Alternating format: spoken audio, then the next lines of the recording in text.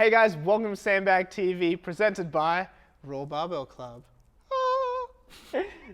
I'm here with Josh Wu. How you doing? Good. How are you guys? I'm good. How are the people at home? I don't know. Hopefully good. We're here today to talk about weightlifting shoes. In today's video, we're going to talk about why you might need to use weightlifting shoes, what weightlifting shoes are good for, what you should look for in a weightlifting shoe, when you should use a weightlifting shoe, and what weightlifting shoes Josh and I think are the best. What are, I guess, 3 reasons why someone might need a weightlifting shoe?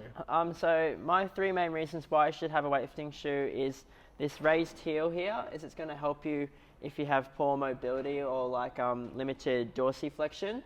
So it'll help you just get a bit lower in your squats and stuff. The second reason is for the stability, because it's quite a solid shoe. You can't twist it like that. So when you hit your bottom position for your snatch or your split jerk, you're not going to be moving left or right or falling forwards or backwards. And the third reason is just to fit in the weightlifting gym. Everyone else is going to have a lifting shoe, so why wouldn't you want one too? So Andy, when do you think someone might not need to use a weightlifting shoe? Yeah, that's a good question, man. When a lifter has really good ankle dorsiflexion already, then they may not need to use a lifter. What we found is that if a lifter has limited dorsiflexion and that's their limiting factor in getting down deep into that squat, a weightlifting shoe will help. And if that isn't the limiting factor, if it's hip mobility, then the weightlifting shoe may not help. A smaller heel might still be helpful in building that stability, but it might not help as much with getting down deeper. Yep. So the higher the heel isn't always the answer to all your problems. Sometimes it's just having, improving your flexibility and your mobility. One other thing is, as you get better at weightlifting, I think you should also do a little bit of your training at least in either runners or like reasonably flat shoes with limited stability. Limited, what would you call the structure to the shoe? Probably, yeah. Just wear a crap shoe. Yeah, just wear a crap shoe, like a Dunlop volley. Oh, this with no stability. Yeah.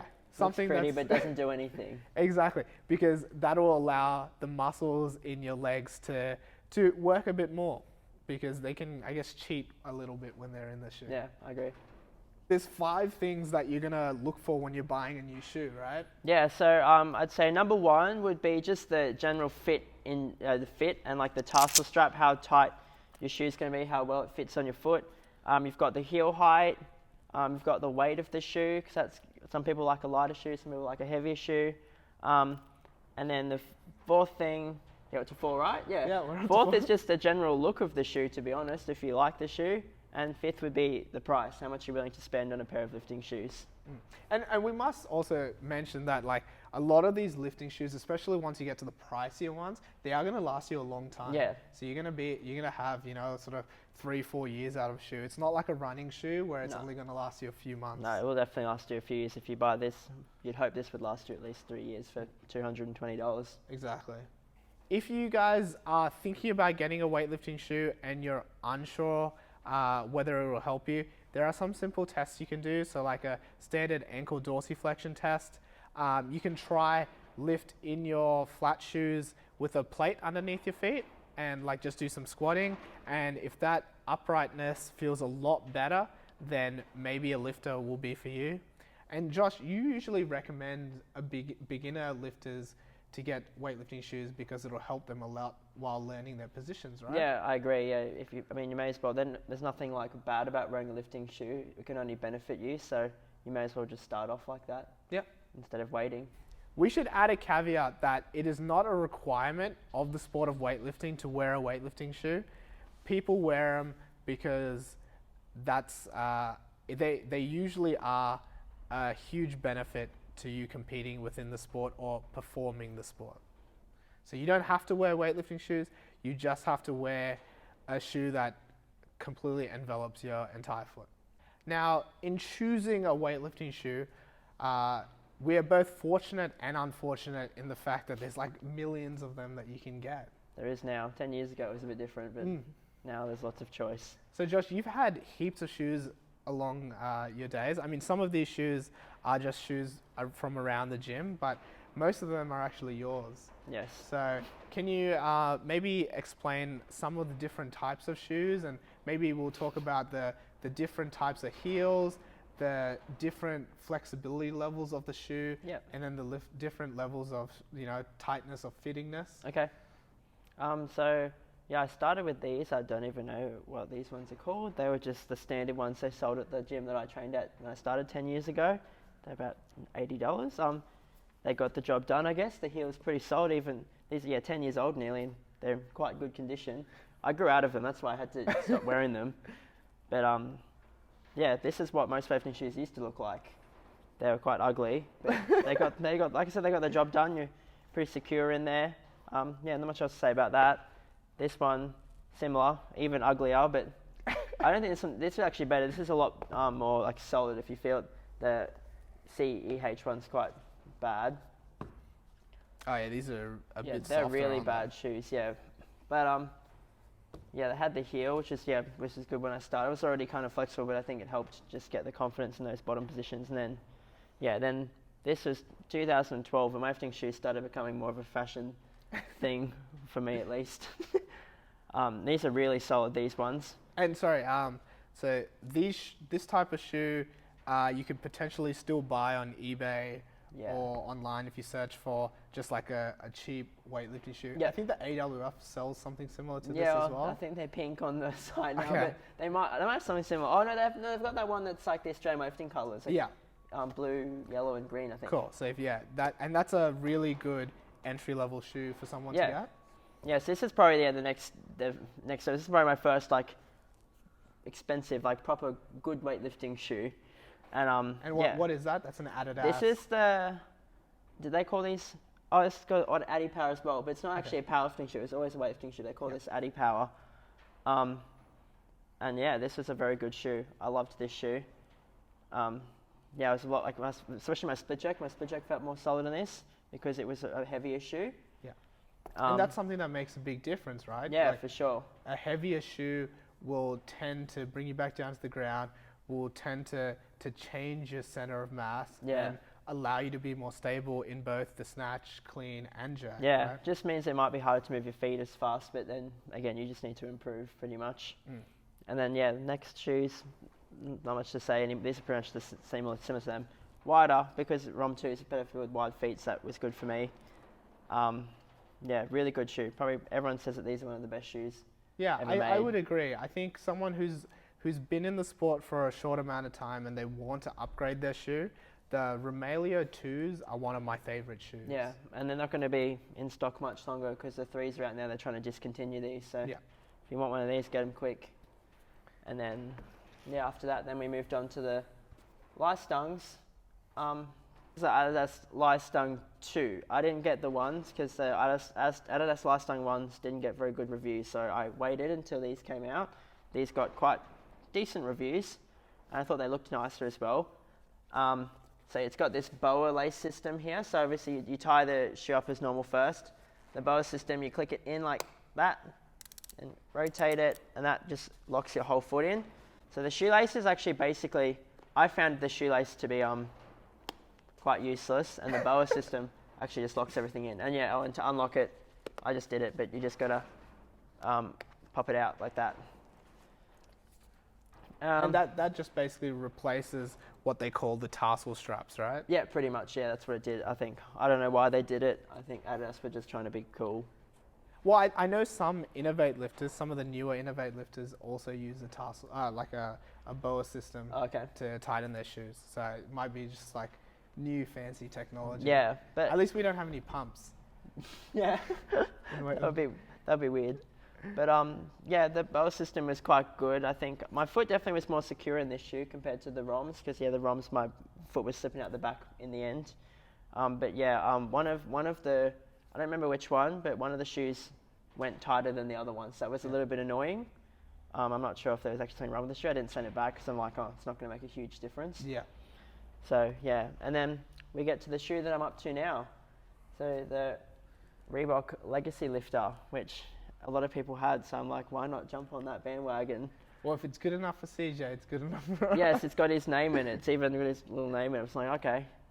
CJ co-designed these apparently. And again, yeah, I'd say the last 3 sets of lifting shoes I've had very similar. It's more of this heavier shoe, really big heel, just super solid shoe. And you'd hope so for the amount of money you spend on it. Yeah. And this one, yeah, we've gone back to the straps again, this one. So in terms of which shoe kept my foot in the best, I'd say that these Legacy lifters, for sure, you can make them super tight. Sometimes I make them too tight and my foot gets sore, so I have to loosen it a bit. But I'd rather it be tighter than not fit properly. Yeah. So, yeah, that was good. And again, solid heel. I feel solid in my catch positions for this. Yeah, not much else to say about it. Straps again, yeah, they're good. Cool. I guess there's a couple of other options also that we should talk about. We've got the powerlifting style Addy Powers. Yep. I don't remember exactly what they're called, but they have like this high density foam heel, which is very popular still as a shoe. They're reasonably priced, which is a great thing. Yep. And they are stable. The only big difference is that the noise they make when you land isn't quite as that slappy thud, which you get from like a nice wooden heel or a nice plastic heel. So they're a great shoe still, very reasonably priced. Yeah. They look great too. They come in all different colors, but they're not like the upper echelon of weightlifting shoe. So like you said, they'd be good like entry level shoe. Exactly. Or if you're a parent buying a shoe for your kid, like their first shoe, you'd probably go for a cheaper one. Exactly. In terms of like a cheaper shoe as well, or if you're a CrossFitter, for example, something like the Innovates are actually really good because they offer a similar feel to what your normal CrossFit shoe would, like a Nike Metcon, a Reebok Nano, or just a regular Innovate shoe. The only difference is they do have that slight raised heel. So they're still very flexible. They still have a lot of flex to them, but they've got the raised heel and they've got that little bit of stability here, as well as securing your foot quite tight with the tarsal strap. And we've seen like a whole bunch of really good lifters do big things on the platform in these shoes Mona, as well. I think her name's Mona Pretoria. She won a bronze medal at the Commonwealth Games this year. I'm pretty sure it was a pink version of that shoe. Yeah. So like the shoe doesn't really make the lifter. Yeah. But yeah, if you're looking for a cheap entry level shoe, these Innovates are a great idea. And then I guess lastly, the new shoe on the block, other than the Reeboks, are going to be the Romalio 3s. Now, I've heard good things and bad things about them. I've only heard bad things. You've only heard bad things? I read all the reviews. That's why I haven't bought them, because the reviews online, the Nike store, the average rating is like 2 stars or something. Wow. I think the problem also lies in that the Romalio 2s are just one of the best weightlifting shoes ever built. I think they're just made better in general. I feel like that's a cheaply made shoe. This is a proper shoe. Yeah, I mean, if you hold this, it's a lot lighter as well. Yeah, everything about it is just too thin, and this is just a flimsy. solid shoe, yeah. Well, the main differences I see is that they are thinner, they've got a single tarsal strap, and then the construction, like you said, it doesn't feel as solid. Yeah. So when you're paying that sort of $280, which I think this is the most expensive shoe on the market right now. Technically, yeah. In the Australian Nike store, it's $280. The Americans probably going to pay $200 for it. Okay. So, but if we bought it from an American site to get a different color, it would end up costing us a lot. Yeah. Yeah. So yeah, I think these are the heaviest shoe on the market. I would actually recommend you try and find a Romalio 2 over the 3, or go for like the Legacy lifter. I think that would be best as well. Yeah, and they've got this one. You can only get these ones from the UK, I think, maybe. I also just recently bought a pair of the Reebok Legacies, and I'm liking them. I'm liking the fit.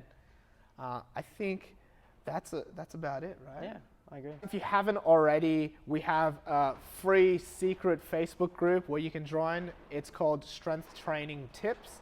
So you can search that on Facebook, join it. You can get free advice on all of your weightlifting things. In fact, this weightlifting shoe idea kind of started from one of those members where they messaged me and asked me about it. If you are in Sydney, come check us out. We're just in the Hawkesbury Raw Barbell Club. You can come learn how to lift good weights and join our online team, because we are growing every day. We're taking over the world, and you can be a part of that too.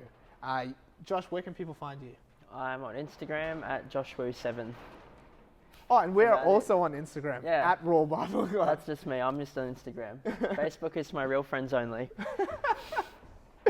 Thanks guys for listening. If you want any more advice on shoes, on belts, or anything else, just message us and we'd love to make another video. I'm sure Josh will come out. Hopefully. That was brilliant. Good Okay. job. Yay. All right.